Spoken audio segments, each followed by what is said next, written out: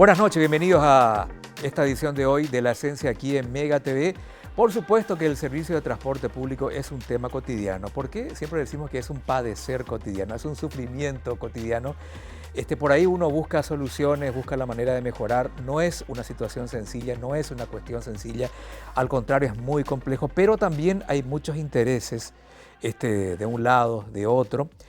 Uno dice, bueno, hay que pensar en la ciudadanía, en ese trabajador que todos los días tiene que salir de casa para ir a trabajar, en ese estudiante que todos los días tiene que dejar la casa para ir a clase, en fin, pero ¿qué hacer con el servicio de transporte público? Está comenzando un nuevo gobierno, está comenzando un nuevo titular del Viceministerio del Transporte, y hay también gente que desde el sector civil se organiza de tal manera a estudiar el caso, a plantear desde el punto de vista del usuario, porque el que mejor conoce de esto es el usuario, el que todos los días tiene que enfrentar esa aventura llamada tomar un colectivo, tomar un bus en la ciudad de Asunción y en la zona metropolitana. También nos concentramos en eso porque es el escenario que queremos plantear en la noche de hoy. Así que doy la bienvenida aquí a la gente de Opama. Mauricio Maluf, ¿qué tal? ¿Cómo estás? ¿Bien? Buenas noches, sí. Genial, gracias. Belén González, ¿bien? Bien, buenas Bienvenida noches. otra vez, Gracias por la invitación. hablando de otro tema, ¿te acordás? Sí, vuelvo nuevamente con gusto acá. Bueno, Belén, ¿qué hacemos con el servicio de transporte público? Una pregunta sencilla pero tan compleja a la vez. La instalación de un nuevo gobierno suele dar esperanzas, por lo menos en los papeles es así, o en lo previo es así, ¿no?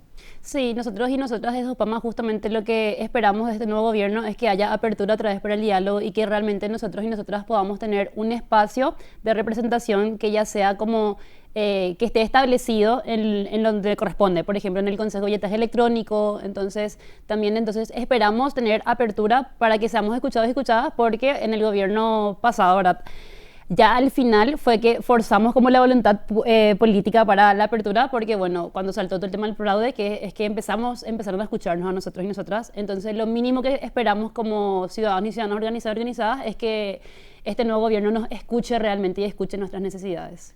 Y vos, Mauricio, tenés esa expectativa, esa esperanza también. ¿Cómo ves este comienzo de una nueva administración, concretamente en lo que se refiere al transporte, el nuevo designado, por ejemplo, para dirigir? Bueno, para mí lo más importante ahora que empieza el gobierno, y hay 5 años todavía para hacer las cosas, es el momento en que se debería hacer la inversión seria en el transporte público y empezar las reformas que se deben hacer, ¿verdad? Porque en realidad no es tan complejo, en el sentido de que las soluciones se han propuesto hace décadas ya, se vienen diciendo, los técnicos dicen que las mismas cosas que se deben hacer hace años, ¿verdad? Y es una cuestión de voluntad política para implementar realmente esos cambios que se deben hacer. Y yo creo que el momento para por lo menos iniciar esos cambios es ahora. Y tiene un mandato fuerte, yo creo, el nuevo presidente para forzar esos cambios donde haya oposición de parte de los transportistas, por ejemplo, ¿verdad? Este sería el momento, yo creo, para aprovechar la necesidad que hay y las ganas que tiene el pueblo que haya un cambio serio en el transporte público para hacer las cosas bien desde un principio, me parece. Uh-huh. Belén, ¿cuáles son los principales problemas? Por ahí estoy preguntando algo que todos sabemos, ¿verdad? Pero si vos tuvieras que decir, comencemos aquí y aquí y aquí, 3 o 4 puntos donde estamos muy mal y que deberíamos empezar a cambiar en el servicio del transporte público. Sí, nosotros y nosotras desde Opama lo que reclamamos son cuestiones mínimas, como para empezar, que es por ejemplo el tema de que en toda el área metropolitana y no solo en Asunción hayan paradas obligatorias que estén en condiciones, por ejemplo cuando haya lluvias, cuando haya mucho calor, y porque no tenemos paradas, o las que hay no tienen como por ejemplo el techo. Entonces paradas obligatorias, también pedimos carriles exclusivos para los buses y la alta frecuencia, o sea que haya buses no solo lunes a viernes sino también los fines de semana, en horario nocturno, y una alta frecuencia de buses, porque vemos una problemática de que hay buses que están dejando de cubrir ciertos ramales que quedan sin cubrir. El Estado no está haciendo tampoco la función de ente regulador de estar pendiente si se está cumpliendo en horario o no, que hayan buses que salgan, en qué estado están esos buses. No hay buses nuevos, estamos viajando con los mismos buses de hace años. Entonces Opama nació por eso, pero también por el tema de la transparencia. Queremos transparencia radical.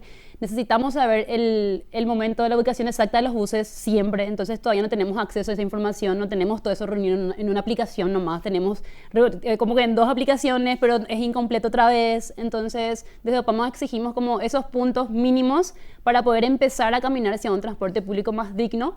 Y también el tema del medio pasaje para los estudiantes, que ya estamos en agosto y todavía no les llega. Quería llegar a eso también, porque hace tanto tiempo que se creó el famoso boleto estudiantil y hasta hoy no se puede hacer una aplicación correcta de eso. ¿Hace cuánto que se empezó a diseñar lo que es el boleto estudiantil? Y creo que hasta hoy los chicos, yo los suelo llamar y me dicen, todavía, no sé cuántos años, y aún no. ¿Qué es lo que pasa? ¿Por qué no? No, sí, esa es una vergüenza y este año en particular fue peor, según cuentan los estudiantes, de lo normal, en el sentido de que no se distribuyeron directamente esas tarjetas, ¿verdad? Y dijeron más o menos, o sea, la excusa fue que el año pasado se distribuyeron las tarjetas y muchas no fueron utilizadas por los estudiantes, ¿verdad? Pero esa es una cuestión logística que se podría resolver, ¿verdad? En vez de decir, bueno, no le vamos a dar nomás la tarjeta, porque al final acceder a la tarjeta con el medio de pasaje es un derecho por ley de los estudiantes, ¿verdad? Claro, claro. No es, yo nomás no tengo ganas de darle la tarjeta, entonces no le vamos a dar, ¿verdad? Sino que es su derecho y eso debe ser obligatorio. Claro, por supuesto. Una de las primeras cosas que escuché del nuevo viceministro, ustedes me dirán, la pregunta es para los dos. Este tema del carril exclusivo, ¿no? Para buses. Antes de entrar al aire estábamos hablando aquí con Mauricio. Yo tengo mis reservas con respecto a la efectividad de eso, pero ustedes también llegaron a pensar en eso, a decir, bueno, quizás si en ciertas avenidas, en ciertas calles, habilitemos carriles exclusivamente para buses, esperaríamos menos tiempo cada bus. ¿Ustedes lo creen así? Sí, sí, así es. Y de hecho lo muestran estudios de otras ciudades y los estudios que se hicieron sobre Asunción en particular, que esa es una de las soluciones más básicas que se podrían hacer al transporte público, ¿verdad? Agiliza mucho la velocidad del servicio y eso quiere decir que se puede cumplir con mayor frecuencia, ¿verdad? Y lo otro que eso genera, si el servicio es más rápido, la frecuencia es mayor, quiere decir que la gente lo utiliza más también y eso reduce el tráfico también en esa arteria, ¿verdad? Claro que lo ideal sería que sea no solamente en un solo lugar, sino para agilizar el sistema entero tiene que ser un plan más amplio, ¿verdad? Pero como un inicio me parece bien probar en un lugar, hacer un concepto, ¿verdad? Y demostrar que funciona para que genere también confianza en la gente. Belén, hablabas de paradas obligatorias. Esto significa tener paradas, pero obligatorias en el buen sentido del término y que se cumpla cada cuánto. 400 metros, como ocurre en otras ciudades. 500 metros por lo Porque menos. aquí parada es cualquier esquina, incluso mitad de cuadra, a veces el pasajero mismo, y eso es algo que tenemos que entender y aprender también nosotros. Ese ya es un problema más del conductor y del pasajero, ¿no? Esa relación que se da ahí en el día a día, que a veces nosotros mismos queremos que pare frente a nuestra puerta de casa y el chofer nos hace caso, en fin. Que las paradas obligatorias sean paradas obligatorias en realidad, ¿no? Sí, ahí tocaste un punto muy interesante porque hay varias aristas con el tema de las paradas, porque eso, por ejemplo, es un cambio demasiado mínimo en el sentido de que no conlleva demasiado presupuesto, demasiado tiempo, colocar paradas donde debería ser, que lo ideal sería al terminar la calle. O sea, ¿y qué es lo que pasa? Que acá realmente los pasajeros y pasajeras esperamos, como decís, donde sea. Entonces, generalmente hay lugares críticos en San Lorenzo, por lo menos, que es donde yo más habito, que se espera al comienzo de la calle. Entonces, al comienzo de la cuadra se trancan como 5 colectivos y eso termina trancando todo el tráfico. Y cuando estás entrando a San Lorenzo, tardás por lo menos 20, 25 minutos por Julia Miranda Cueto, o sea, por Mariscal Estigarribia. Entonces, es un embotellamiento muy brutal que podría aminorarse muchísimo si se pondría, por ejemplo, una parada obligatoria con policías de tránsito que estén ahí controlando al final de la calle. Entonces, eso al instante se va a ver resultados, pero también sí como un cambio cultural de demostrar que funcione, de que la gente también empiece a revalorizar el transporte público, que es también lo que hacemos desde Opama. O sea, también llamamos a los pasajeros y pasajeras a utilizar de manera correcta el transporte público. Claro, ahí hay una cuestión de balance, digamos, entre el bien común y lo que a mí me conviene en particular. Porque yo también de repente paso justo mi colectivo y no estoy en la parada y pido nomás que me suba igual y me porque sabes que el siguiente va a venir en 25 minutos más o menos. También es otro tema, ¿verdad? Exactamente, pero si se cumple, quiere decir que los colectivos pueden pasar más rápido también y eso agiliza todo el tráfico, no solamente la velocidad de los colectivos, ¿verdad?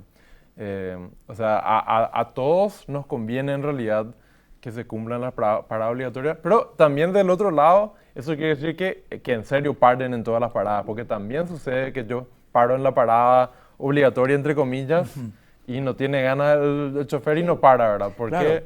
Porque a veces le pagan por redondo, le preocupa más terminar su redondo que subir pasajeros, pero al final al chofer no le pagan por pasajero, ¿verdad? Claro, claro. Además, algo que se suele ver aquí es que hay un colectivo o dos y el otro ya no quiere formar fila, se adelanta la línea tanto, ¿verdad? Y el pasajero que estaba ahí esperando esa línea que se adelantó, se embromó. Tendrá que esperar unos buenos minutos otra vez para que venga otro. O sea, ¿ustedes creen que tienen que instalarse inclusive agentes de tránsito para que controlen eso ahí o si no la gente no va a cumplir?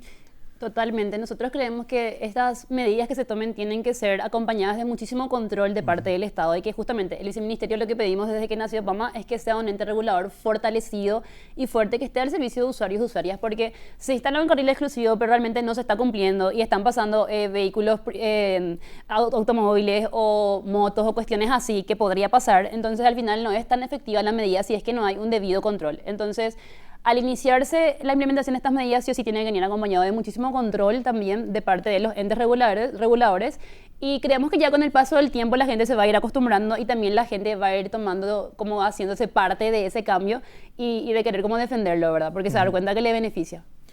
Bueno, lo otro es que en realidad no hace falta agentes fiscalizadores para esto. Yo creo que con el sistema, centro de control y monitoreo, si se llegara a completar como se debería haber completado hace años ya, se podría controlar de manera electrónica gratis, ¿verdad? Claro. Porque se puede verificar nomás si el GPS ¿Dónde queda paró, la frecuencia, la velocidad que lleva? Todo eso se puede controlar. Exactamente, se puede controlar sin necesidad de contratarle a nadie para que controle, ¿verdad? Y se puede aplicar la sanción de forma automática incluso. Y lo último que voy a decir con referencia a las paradas obligatorias es que en otras ciudades donde ya hay paradas obligatorias, acá no es el caso, ¿verdad? A partir de cierta hora de la noche se suele relajar esa medida por una cuestión de seguridad, porque no es lo mismo caminar 400 metros en el centro a las 10 de la mañana que a las 10 de la noche, ¿verdad? Y eso también es algo que se debería considerar por la comodidad de los usuarios, que en los horarios donde no hay mucho tráfico sí se pueda bajar del colectivo. En algún lugar más seguro, ¿verdad? Claro, sin necesidad que sea en la parada. Que tenga que caminar menos por una cuestión de seguridad también. Y en días de lluvia también, acá inclusive ya tenemos ya como eso en la reglamentación interna, que en días de lluvia sí, el colectivo te tiene que parar en cualquier parte y no en la parada porque está lloviendo muchísimas veces que no llegas y ya viene tu colectivo, entonces eso ya tenemos, por ejemplo, acá. Pero eso antes de ir al corte, me indican un corte, ¿eso está establecido? Que días de lluvia, bueno, bájame ahí que hay una visera. Sí, nosotros de Opama hicimos una investigación sobre cómo los derechos que ya tenemos los usuarios y usuarias y ahí descubrimos, por ejemplo, esto de que en días de lluvia el colectivo te debería parar en cualquier parte. Bueno, por lo visto muchos no saben, muchos conductores no saben porque allá en la parada te dicen cuando vos querés bajarte. Y estás todo mojadito y esperando de nuevo. Bueno, vamos a un corte y enseguida seguimos charlando con Belén y con Mauricio sobre nuestro bendito servicio del transporte público. Ya volvemos.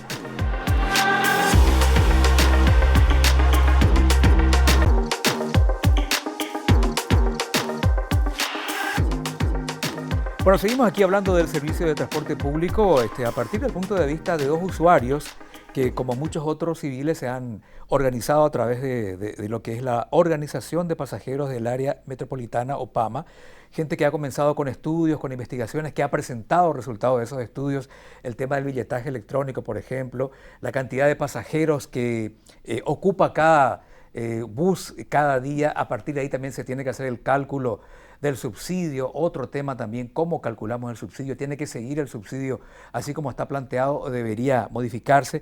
En fin, tantas cosas, ¿no? Mauricio, el subsidio, así como está planteado, ¿las reglas de juego son las correctas o tendríamos que cambiar algunos aspectos del subsidio desde tu punto de vista y desde el punto de vista de OPAMA en general también? Bueno, voy a hablar primero del valor más importante del subsidio, ¿verdad? Primero que incentiva el uso del transporte público, ¿verdad? Si fuera más caro, menos gente aún utilizaría el transporte público y eso quiere decir que tenemos más tráfico, sigue la espiral en caída del sistema de transporte público, ¿verdad? Lo otro es que también sirve como un organismo de control, ¿verdad? No se desembolsa el subsidio si no se cumplen ciertas condiciones mínimas que pone el viceministerio. Por ejemplo, tiene que tener tantos empleados que se paga IPS, por ejemplo. Tiene que tener la inspección técnica vehicular al día. Ahora, hay problemas de cómo se ejecuta ese control dentro de todo, pero aún así, yo creo que como usuario, si uno, la gente no sabe cuáles son los colectivos subsidiados y cuáles no, ¿verdad? Pero en realidad se nota la diferencia en el servicio porque hay un control más estricto sobre las líneas subsidiadas, ¿verdad? Lo que sí voy a decir en términos de reforma del sistema de subsidio es que ahora, como está organizado, crea un incentivo financiero principalmente a pasar por las líneas donde hay mucho tránsito, ¿verdad? O sea, todos los colectivos quieren pasar por Eusebio Ayala, por Mariscal López, por Artigas, porque por ahí se recauda más, ¿verdad? Porque recaudan por pasajero. En otras ciudades, el subsidio se genera, o el pago incluso entero a las empresas de transporte es por kilómetro. Y eso quiere decir que incluso si no hay tantos pasajeros por esa línea, a la empresa le da igual, ¿verdad? Ellos igual pueden operar en líneas donde hay menos pasajeros o incluso de noche, que es un problema ahora. Nadie quiere sacar un colectivo a las 3 de la mañana porque hay poca gente, pero la gente que quiere usar el colectivo a las 3 de la mañana porque sale del trabajo, Claro. porque sale de una Hoy hay dirección. supermercados 24 horas, hay estaciones de servicio 24 horas, así que necesidad va a haber, ¿no? Claro, exactamente. O sea, de que hay cierta demanda, a lo mejor no justifica con el mecanismo de pago que tenemos hoy. Pero si el pago fuera por kilómetros, yo creo que sería diferente. Entonces, hay ciertos cambios que nosotros quisiéramos que funcionarían mejor bajo otro sistema de subsidios, yo creo, ¿verdad? En particular, ese régimen por kilómetro permitiría más servicio de noche y servicio en barrios que hoy no tienen ningún servicio, ¿verdad? Belén, querría tu opinión con respecto a lo que ya algunos plantearon, que ese subsidio se le saque a los transportistas y se acredite directamente a una cuenta del usuario, del pasajero. ¿Funcionaría a tu criterio algo así? Y nosotros desde OPAMA lo que venimos debatiendo es que justamente, como dijo mi compañero Mauricio, los subsidios de la manera en la cual están planteados ahora es una de las pocas formas que tiene el Estado de poder controlar que los transportistas estén dando como un servicio que sea eficiente, si bien no lo están haciendo del todo y sabemos eso porque nos damos cuenta.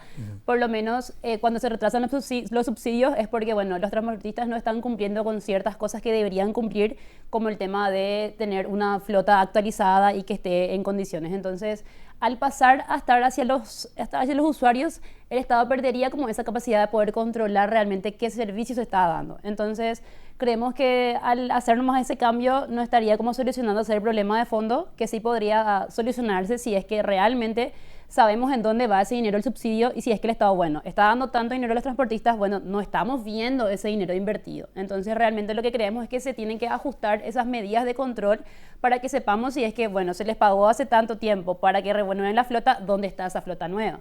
Entonces, creemos que realmente lo que hay que hacer es enfocarnos en los usuarios y usuarias.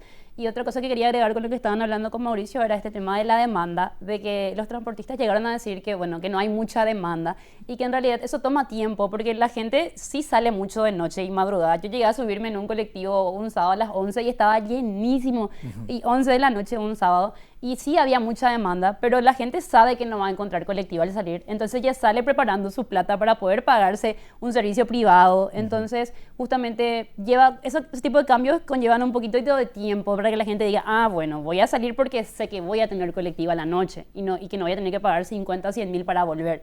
Entonces también al hacer ese cambio de dejar de enfocarnos solo en la ganancia, solo en eso, sino también, bueno, podemos ganar, pero podemos ofrecer un servicio y que la gente use más el transporte, al cambiar esa mirada también podría cambiar muchísimo la forma en la cual se usa el transporte público. Hablando de controles y fiscalizaciones, Mauricio, recién hablábamos de la posibilidad a través de aplicaciones, a través de la tecnología, comprobar la frecuencia y si los buses se quedan o no en las paradas, pero hay otra cosa donde la aplicación todavía no llega, que es las condiciones de cada transporte público, ¿verdad? ¿Cómo saber a través de una aplicación si el asiento es correcto, si el asiento está bien tornillado, si tiene timbre, no tiene timbre, tiene freno, no tiene freno? Las condiciones. Hoy nos subimos a buses que son cualquier cosa. Y cuando planteamos esto a las autoridades del Viceministerio de Transporte, todos nos dicen, pero nosotros tenemos fiscalizadores en las paradas, Yo particularmente no suelo ver. Y en los colectivos donde yo voy, miren, en 10 años se habrán subido 2 veces a controlar, así si el asiento, qué sé yo, hasta ahí. Bueno, ¿qué déficit es y cómo podríamos solucionar eso? ¿Cómo podría controlarse mejor la calidad de ese bus que está trabajando en ese momento? Bueno, ahí es donde una de las propuestas de Obama es hacerle participar a la ciudadanía del mecanismo de control. Lo que sucede ahora es ponerle que el viceministerio tenga 12 fiscalizadores, ¿verdad? Para todo el sistema, ¿verdad? Eso no es nada. Sin embargo, podrían tener 600.000 fiscalizadores si hubiera un mecanismo de recibir quejas de la ciudadanía, ¿verdad? Entonces, nosotros hicimos un estudio para ver dónde hay que quejarse si tal cosa no funciona en el sistema. Si te trata de cobrar más por la tarjeta del billetaje electrónico, tenés que irte a Sedeco o a la empresa del billetaje.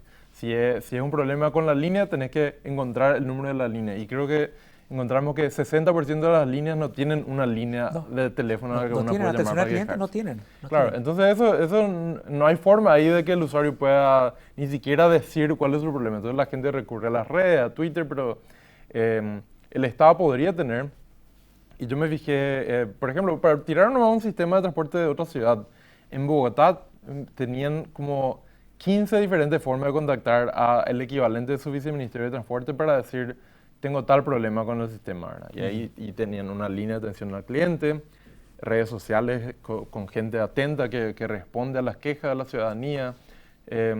Toda esa forma de recibir opiniones de la ciudadanía, pero también reportes de cosas que van mal y que se pueda hacer un control efectivo a base de eso, ¿verdad? Otra cosa muy básica, se descompone el colectivo. Le pasó a una compañera nuestra hace poco. Se descompone el colectivo, te bajan y vos tenés que pagar otra tarjeta para subirte al siguiente colectivo que pasa, ¿verdad? No hay una reversión ahí Y debería ser simple. Yo digo, mira, se descompuso mi colectivo a tal hora, o que incluso la empresa propiamente reporte, y tenemos el billetaje electrónico. Eso podría apretar un botón, se devuelve la plata, todo lo que estaba en el ese chofer colectivo. aprieta en reversa, digamos, ahí la aplicación y uno va pasando y le devuelve, le acredita de vuelta. Claro. No tendría que ser tan difícil. Y si no hace, que se le pueda llamar al viceministerio y el viceministerio aplique sin intercesión de la empresa, ¿verdad? O sea, son cosas muy simples, que se necesita cierta inversión, ¿verdad? El viceministerio va a tener que poner plata del Estado para que haya un call center, lo que sea, ¿verdad? Pero el beneficio es enorme para la ciudadanía poder tener un lugar donde quejarse y que se resuelva también esas cosas. Y de paso, el viceministerio se podría ahorrar incluso en materia de fiscalizadores y qué sé yo, porque tenés muchísima más gente que puede quejarse y que les sobran ganas de quejarse. Más, se van a quejar, pero con gusto. Pagarían para quejarse, claro. O pagaríamos, yo también soy usuario, o sea, pagaríamos para quejarnos. Belén, escuché un término que utilizó bastante el nuevo viceministro y me gustaría saber si realmente es así. Mesas de diálogo, mesas de trabajo. ¿Se instalaron esas mesas? ¿Ustedes ya tuvieron contacto con él? ¿Tienen previsto reunirse en los próximos días con él desde Opama? Hasta ahora no recibimos ninguna invitación. El viceministro nuevo todavía no se puso en contacto con nosotros y nosotras. Siguen, en el anterior gobierno teníamos una comunicación un poco más fluida, ahora nada. Y justamente vimos que cuando fue como este paso de mando y todo eso se limitó a transportistas, a empresarios, pero a los usuarios no se nos tuvo en cuenta. Entonces lo que nosotros venimos exigiendo y para lo cual veníamos como haciendo colectas para tener nuestra personería y todo eso era que justamente al tener nuestra personería jurídica podamos tener, porque eso es lo que pide la ley, porque la ley establece que los usuarios tienen que tener representación de una persona en la mesa como mínimo. Eso ya está en la ley, pero no se está cumpliendo. Y nosotros y nosotras desde Opama pedimos que ese espacio podamos ocupar, pero hasta ahora no se pusieron en contacto con nosotros y nosotras. Y bueno, nosotros vamos a exigir eso y esperemos que realmente en el menor tiempo posible se pongan en contacto y que ese espacio de representación sea ya permanente y que no tengamos que estar como solicitando todo el tiempo que nos escuchen, sino que bueno, tengamos ese espacio y que tengamos voz y voto. Mauricio, en 30 segundos, ¿qué le decías a la autoridad nueva y al gobierno que está instalándose y tu esperanza para una mejoría del servicio de transporte público finalmente? Bueno, lo primero es que queremos que haya una priorización real del transporte público. Es uno de los problemas más graves que afectan a la ciudadanía del área metropolitana en particular, también en otras ciudades del país. Y queremos que esa sea prioridad del gobierno y que se implementen estas reformas que necesitamos, aunque haya oposición de los transportistas en particular, ¿verdad? El usuario debería estar por encima. Somos muchísimos más que los que son dueños de empresas de transporte, ¿verdad? Y deberíamos tener prioridad en la planificación del gobierno, en qué deciden invertir también, ¿verdad? Somos muchos más los que usamos el transporte público. que otros grandes beneficiados del gobierno, ¿verdad?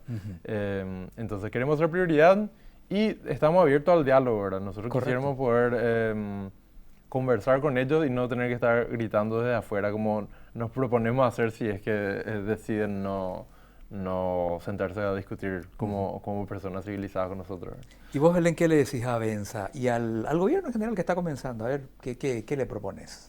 Y que realmente nosotros estamos cansados y cansadas de que el transporte público no sea una prioridad y que hace años venimos sufriendo y que los ciudadanos y ciudadanas nos estamos organizando y que justamente si es que no hay apertura, como venimos haciendo anteriormente, vamos a tener que forzar la voluntad política y que estamos prestos y prestas a seguir estando atentos y atentas y si tenemos que convocar a medidas de fuerza lo vamos a hacer, pero que justamente tenemos esta predisposición de que nos escuchen y estamos acá con esas ganas de dialogar y de poder trabajar y que estamos a disposición y que tenemos muchas personas que están justamente trabajando al respecto, tenemos equipos y también a la ciudadanía le quiero hablar de que si es que quieren sumarse a OPAMA hay muchísimos equipos con los cuales pueden colaborar, de cualquier forma pueden colaborar, entonces pueden sumarse y que bueno, otro transporte público es posible, que creemos en eso. Genial, fantástico, gracias por haber venido, chicos, el trabajo de ustedes es muy importante y yo les insto a que sigamos con esto, la lucha va a continuar.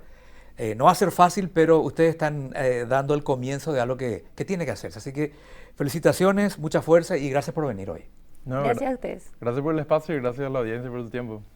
Muy bien, es un gusto escucharlo entonces a Mauricio Maluf y a Belén González de OPAMA, que es la organización de pasajeros del área metropolitana, buscando de alguna manera mejorar por lo menos algo del servicio de transporte público en el área metropolitana. Hasta la próxima en La Ciencia.